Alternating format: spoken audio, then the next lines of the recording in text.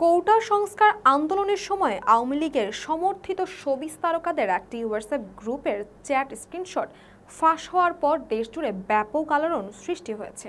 আলো আসবেই নামক ওই গ্রুপের কিছু স্ক্রিনশট গত মঙ্গলবার ৩ সেপ্টেম্বর সকালে সামাজিক যোগাযোগ মাধ্যমে ছড়িয়ে পড়ে। স্ক্রিনশটগুলোতে দেখা যায় অভিনেত্রী অরুণা বিশ্বাস ও সোহানা সাবা ছাত্রদের আন্দোলনের বিপক্ষে মতামত দিয়েছেন।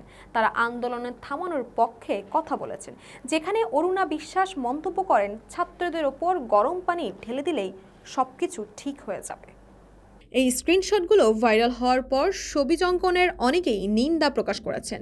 উদীয়মান অভিনেত্রী সাদিয়া আয়মানও এ প্রসঙ্গে নিজের প্রতিক্রিয়া জানিয়েছেন। তিনি ফেসবুকে অভিনেতা মিলন ভট্টাচার্যকে উদ্দেশ্য করে লেখেন, আপনাকে অনেক ধন্যবাদ দাদা, আমাদেরকে চিনিয়েছেন যে মানুষের মতো দেখতে কিন্তু শিল্পীর নামে শয়তান বেশধারীরা আসলে কারা।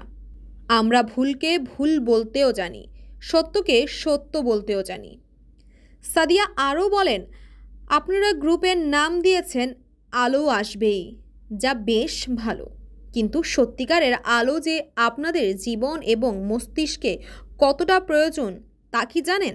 আলো আসবেই গ্রুপে তথ্য প্রতিমন্ত্রী আরাফাত, সংসদ সদস্য ফেরদৌস, অভিনেত্রী শামীমা তুষ্টি, নায়ক রিয়াজ, সাজু খাদেম সহ আরও অনেকেই ছিলেন।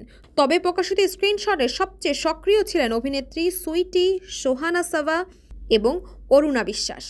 এই ঘটনা সামাজিক মাধ্যমে ব্যাপক বিতর্কের জন্ম দিয়েছে এবং শোবিজ অঙ্গনের অনেক তারকাই তাদের ক্ষোভ প্রকাশ করেছেন। তাসপিয়া তাবাসসুম, ইসময়, ঢাকা।